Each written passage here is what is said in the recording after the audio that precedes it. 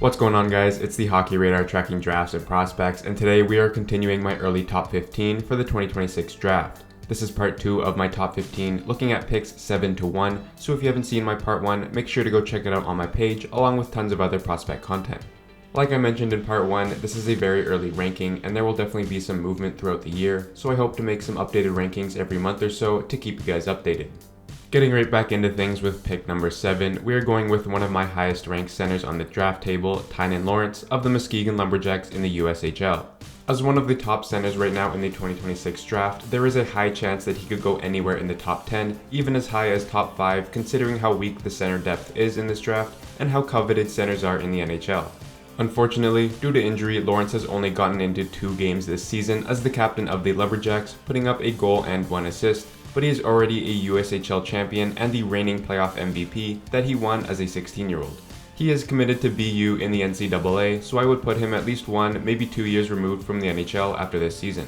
He has a great offensive mind and is a fantastic goal scorer that could translate into a solid second-line center or winger. Like I mentioned in Lawrence's draft series video, I would like to see him round out his two-way game, as I think that would definitely get him into the top 5 conversation. Nevertheless, Lawrence is a top player at this draft, and although I think staying in the USHL this season as opposed to going to the NCAA might hurt him overall, his style of play and his position as a center will still get the attention from all the teams picking early next June. Remember this name at next year's draft, and don't be surprised if he is taken early in the top 10.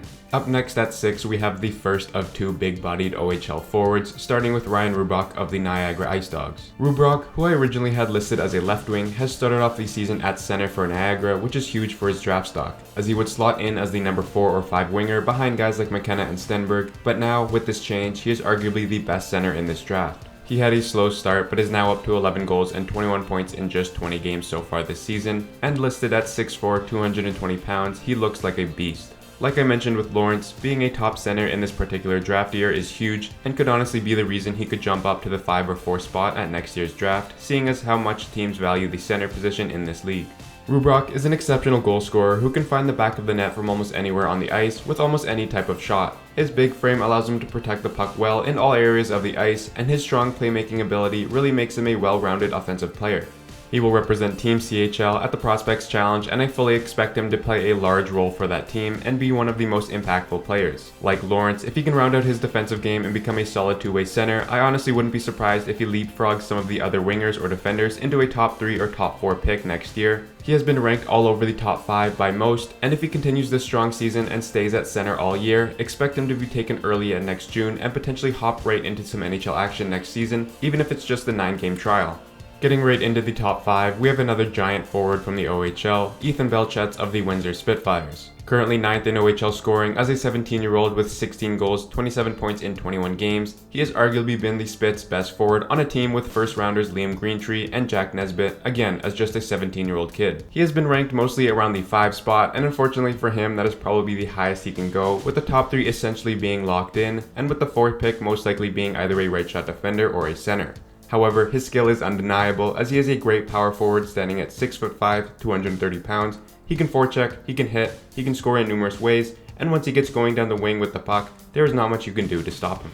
He is good on both the power play and the penalty kill, which is a huge pull for NHL teams, and despite his towering size and his play style, he has a certain amount of finesse to his game, able to stick handle in tight spaces and beat the goalie in close. Belchetz will also represent Team CHL at the Prospects Challenge, and with his size and his skill, I think it would be a failure if he doesn't come out of the challenge as one of the best forwards on the ice during the 2-game series. I think any team will gladly take this kid in the top 5, and similarly to Rubrock, who already has NHL size, I wouldn't be surprised if Belchetz can crack an NHL roster right out of the gate, and at least get his 9-game trial in with his new club. Like I said, it will be tough for Belchetz to climb any higher in the rankings, however, if he can put up a 90-plus point season in the OHL as a 17-year-old, and prove to be a beast in both the O-zone and the D-zone, I could definitely see a world where a team will take a winger over a center or a right shot defenseman at pick number 4. Be sure to remember this name and expect it to be called very early in the draft, and if your team is the one calling his name, you should be very, very excited. At number 4, we have the second best defenseman in this draft, essentially in a tier of his own, just behind Verhoff, but ahead of the Villeneuves and Rudolphs of the draft, Giants defenseman Ryan Lynn.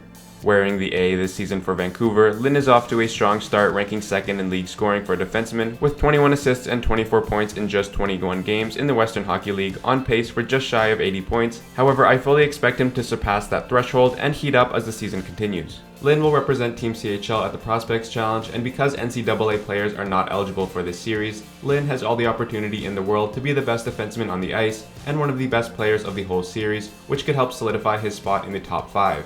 Lynn is a very solid two-way defenseman who is very calm under pressure and good at protecting the puck and clearing it effectively. In the O-zone, he is great at beating the forward at the blue line and finding teammates in open ice, as he is a pass-first type of player and excels on the power play. He is great in the D-zone, getting penalty kill time with the Giants, and his active stick allows him to break up plays, and his great instincts allow him to jump up on the play the other way and get some odd man rushes. He is a great puck-moving defenseman overall who will be a very intriguing pick next summer. His only knock is his size, being just shy of 5'11" and just shy of 180 pounds. It will be hard for him to crack that solidified top 3, however he has the best shot at it amongst defensemen and has one of the best shots amongst all players in this draft. If Lynn can continue his strong play and continue to round out his game, the argument could be made for top 3, and if not, I do not expect him to be available at pick number 5. On to the aforementioned solidified top 3, starting with 17-year-old North Dakota defenseman Keaton Verhoff, who has been ranked as high as 2nd and as low as 3rd. At the start of the season, I had him ranked above Ivar Stenberg. However, with Ivar's hot start in the SHL against fully developed men, I have decided to put Verhoff as a safe number 3 pick. He is a 6'4", 210-pound right-shot defenseman who I have compared to an Aaron Ekblad who went first overall back in 2014, and Verhoff is the type of right-shot defenseman that teams dream of. His offensive production has been solid so far at Nodak, with 4 goals, 8 points in 12 games as a very young college defenseman, and his overall gameplay has been very promising.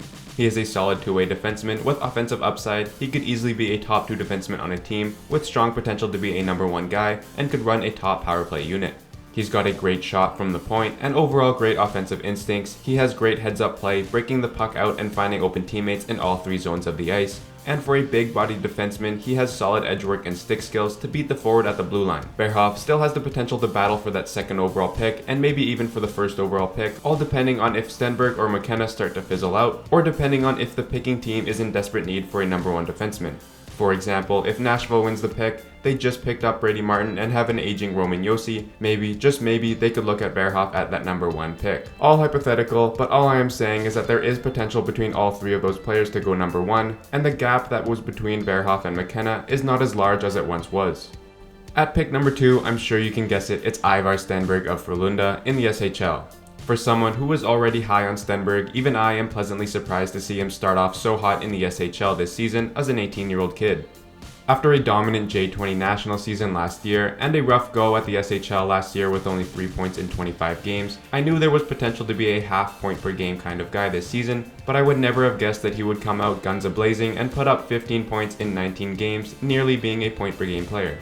On top of that, he has 6 points in 7 games for the U20 Swedish team, and I expect him to be one of their most impactful players at the upcoming World Juniors. He is a very shifty and talented player in the offensive zone. Stick skills and vision are amongst the best in the draft class, and despite his average size, he protects the puck very well and spins off attackers with ease.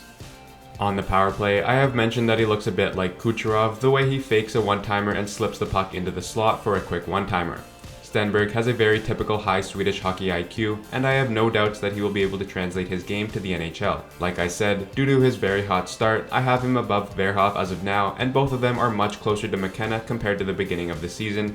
And right now, I would say Stenberg has the best chance to challenge for that 1st overall pick. It's unfortunate for him that they play the same position, and due to McKenna being in North America, he gets more attention and hype, and so I think the World Juniors will be Stenberg's best chance to show everyone why he could possibly go 1st overall at next year's draft. Definitely an interesting next few months for all players in this top 3, as again, if this was 2 months ago, I wouldn't even be considering these things, but due to his strong play against men in the SHL, we have to at least have this conversation. At number 1, and still the best player available at next year's draft, we have Gavin McKenna of Penn State in the NCAA. Don't get me wrong, as of now, McKenna is still the consensus number 1 pick, and he is an exceptional player. He has been ranked first by everyone and is coming off one of the most dominant 16 to 17-year-old seasons we have ever seen in the CHL, with 129 points in 56 games and 38 points in 16 playoff games. He has had a strong start to his NCAA career, although maybe not as dominant as we might have thought, with only 4 goals and 15 points in 14 games, but several of those points coming on the power play, and he currently sits at a -7. We have seen several point-per-game seasons by draft-eligible forwards in recent years in the NCAA, but unfortunately, being just around a point per game is not enough to go first overall. You think of James Hagan's last season, who had 37 points in 37 games, but fell all the way to 7th. When you compare McKenna to some other draft-eligible top picks in the NCAA, Celebrini had 64 points in 38 games, and Fantilli had 65 points in 36 games, so it begs the question whether McKenna's pace of 37 points in 35 games will be enough to hold on to that first overall ranking. Anyways, McKenna's talents are undeniable. He is a potential game-changing forward with great hands and an amazing release. He can take over games like we saw in the Western Hockey League, and he is lethal on the power play. Skating with the puck is very strong as he can weave his way through the ice often untouched, and he projects to be a high-level first-line winger who should be able to put up monster 90-plus point seasons at his peak. Like I said, right now he would still go first overall, but the competition is definitely closing the gap. He needs to start picking up the production in the NCAA, and another thing that will help him is if he can come out of the World Juniors with a dominant performance, maybe picking up a gold medal with Canada and being one of the top players of the entire tournament. I think we are in for a fascinating draft this year, as we have seen numerous consensus picks in Bedard, Celebrini, and even arguably Schaefer, so with Stenberg and Verhoff closing the gap between them and McKenna, I think we may be in for one of the more exciting draft-eligible seasons of the last few years. There are tons of top-end wingers and defensemen up for grabs, so even if you're picking 10th or 11th, I still think you're getting great value for the pick, with the amount of talent available. But if you're in for a center, expect them to be picked up quickly and maybe even surprisingly early. That's all for now for my top 15. I will update this list throughout the season as promised. Let me know what you guys think and comment down below where you think these guys will get picked. Like and subscribe and stay tuned for tons more prospect content.